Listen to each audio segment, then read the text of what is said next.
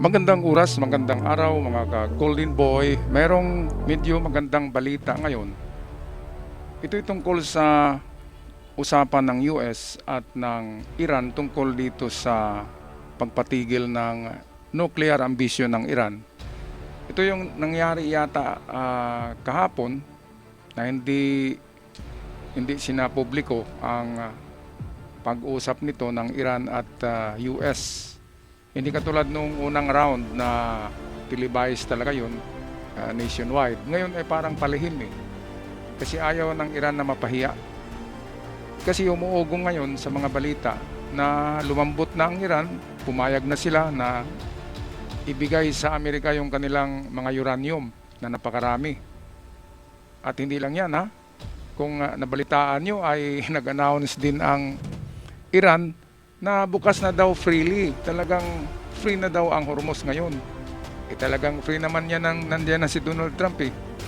Pero hindi na daw mapangbubomba ang Iran. Kapag mayroong mga dumadaan na international vessels ngayon sa Hormuz, hanggang mayroong ceasefire daw ay malayang makapagdaan ang mga international oil tankers. Papasok, palabas sa Hormuz. So ano bang sinyalis yan? Yan ay lumambot na ang Iran. Dahil dalawa na ang gusto nila na payag na sila na ibigay kay Trump. Yun yung mga uranium nila at saka itong pagbukas nila ng free. Talagang totoo na daw yan na free na makadaan dyan, makalabas, makapasok ang mga international commercial oil tankers ng iba't ibang bansa. Kasama na ang NATO na walang mga bayag, hindi man lang tumulong kay Trump, no? At meron pa daw second round na formal niyan eh. Iwan ko lang, kasi ito'y backdoor na usapan, ito'y sikreto. Kaya nga napalambot na ng Amerika ang Iran. Dalawa na kaagad ang mga kondisyonis na pumayag ang Iran. Yun, buksan ng free ang Hormuz, tsaka ibigay ang mga uranium ng Iran sa Amerika. Kaya parang ito lang naman talaga ang ni Trump, pinakagusto na itigil yung nuclear ambition, isurrender lahat ng uranium. Ang uranium ay isang sangkap yan eh. Isang uri ng mineral yan na diyan kinukuha yung nuclear bomb. Dahil sa uranium, siya yung pinaka main ingredient. At ang Hormuz din ay economic flow. Tinatawag nga yan na ugat ng international na kalakalan. Siya ay ugat, siya ay daluyan ng ekonomiya ng langis. Kaya napaka-importante ng dalawa, nuclear, tsaka Hormuz, binigay na ng Iran. Ang kapalit daw niyan ay gusto ng Iran na ibalik sa kanila ang mga frozen assets na billion dollars din. Meron ding balita na nakalap ko na $20 billion of frozen assets. $20 billion yun ay ibabalik ni Trump sa Iran yan kapalit nitong dalawang kondisyon na binigay din ng Iran. Yun yung pagbukas ng Hormuz, tsaka pag-surrender at pagpayag na hindi na sila gagawa ng nuclear bomb, mga kababayan. So ito, meron tayong nakalap na video clip dito. Of course, courtesy ng Fox News Channel. Atin panoorin. President Trump answering questions at the White House about the war with Iran and specifically the status of Tehran's enriched uranium, which the United States wants back. Iran does not have a nuclear weapon, and they've agreed to that. Iran's agreed to that, and they've agreed to it very powerfully. They've agreed to give us back the nuclear dust that's way underground because of the attack we made with the B-2 bombers. So we have a lot of agreement with Iran. Kung narinig niyo yung nuclear dust, sabi ni Trump, we want the nuclear dust. Well, yan lang ay parang hyperbole na pananalita, hyperbola. Ang nuclear dust, yan yung uranium na natabunan sa mga underground tunnel ng Iran. Lalo na doon sa Isfahan. Yun daw ang pinakamalaking pundo ng uranium.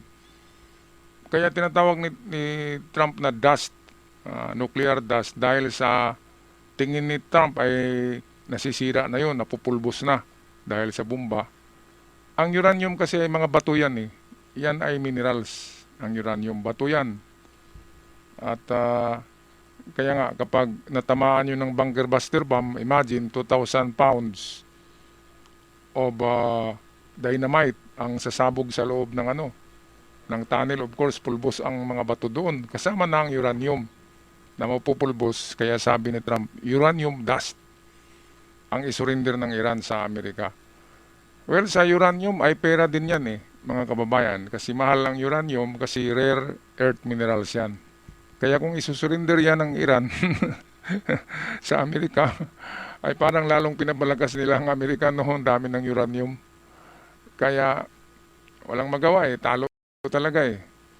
Kung tingnan ba naman natin, parang mga lang, bantamweight sa boxing, di ba? Tapos magipaglaban sa heavyweight. Talagang matatalo yan. Alright, balik tayo sa Fox News Reports. President Trump also saying Iran has agreed to almost everything, including giving up their nuclear ambitions. Former Israeli ambassador to the U.S., Michael Oren, joins me now. Mr. Ambassador, thank you so much for joining us. So there is clear optimism on the part of the Trump administration. What are your thoughts on where things stand right now? Well, good morning. Good to be with you. Israel awoke to a different reality this morning, and it's not one that Israelis are necessarily comfortable with. There was an imposed ceasefire by the president on Prime Minister Netanyahu in southern Lebanon, where southern Lebanon is the scene of intense fighting between Israel and Hezbollah. Hezbollah is basically a proxy of Iran and has been shelling northern communities. About 6,000 rockets fired at the Galilee over the last 6 weeks, and all that population has been under fire. You'd think that population would want a ceasefire, but no, they don't want a ceasefire. They'd like to see Hezbollah beaten finally, because every couple of years they have to face that same type of barrages over and over and over again. Pinalipad na rockets ng Hezbollah ng Lebanon.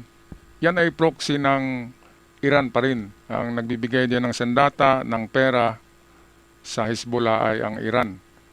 Ngayon 6,000 6,000 rockets pinapalipad last month papuntang Israel. Ang iba doon ay pumasok pero 90% ay na-intercept ng Iron Dome ng Israel. Ngayon, hindi gusto ni Netanyahu na matigil ang kanilang opensiba kasi pilay na ngayon ng Hezbollah dahil wala na rin ang Iran. Gusto ng Israel na talagang malipol na itong mga demonyo na ito na kampon ng Ayatollah Khamenei. Patay na nga yung kanilang amo, patuloy pa rin sa pagipagirang Hezbollah dahil nga may sweldo pa rin. Kaya ito na yung oras sana na maganda kasi wala nang suporta ang Iran sa Hezbollah at malilipol na ng Israel ang Hezbollah. Pero natigil dahil nakikinig din si Netanyahu sa ceasefire ni Trump. Kasama kasi sa ang ceasefire ng Israel kontra Hezbollah, kasama sa usapan ng US-Iran peace talks. Kasama siya nasa momentum na ang Israel Nasa magandang momentum na. Kunti na lang, lipol na ang Hezbollah. Pero sumunod din sila sa guidelines ni Trump na ceasefire. Yan ang maganda. Okay, balik tayo sa balita. Finished.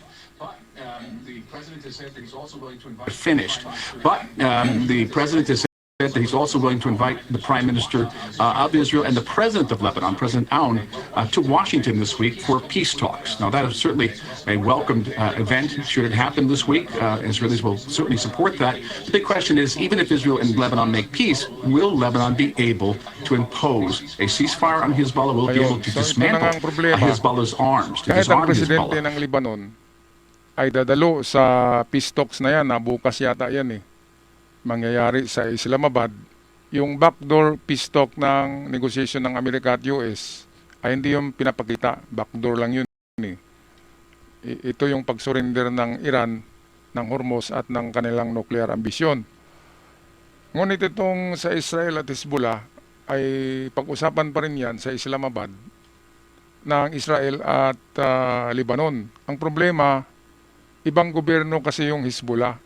Parang nangyari sa Iran, IRGC at Iran President versus Ayatollah Khamenei. Doon naman sa Lebanon ay yung Hezbollah ay ibang gobyerno yon. Ang Hezbollah ay mas makapangyarihan sa totoong gobyerno ng Lebanon. Ngayon, ang dadalo sa pulong, sa peace talk ay presidente ng Lebanon eh. Hindi presidente ng Hezbollah. Kaya malabo pa rin ito. Kahit napapayag ang presidente ng Lebanon na itigil, paano yung totoong leader ng Hezbollah?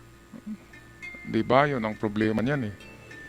Kaya itong talaga diyan, away kontra sa labanan ng Hezbollah at Israel, mukhang hindi ito matitigil hanggat hindi mauubos ang mga Hezbollah.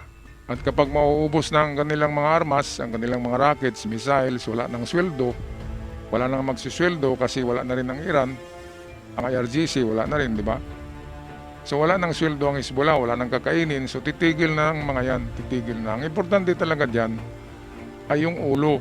Ang ulo ng pugita ang dapat putulin eh. Yan yung IRGC ng Iran na ngayon ay andyan pa.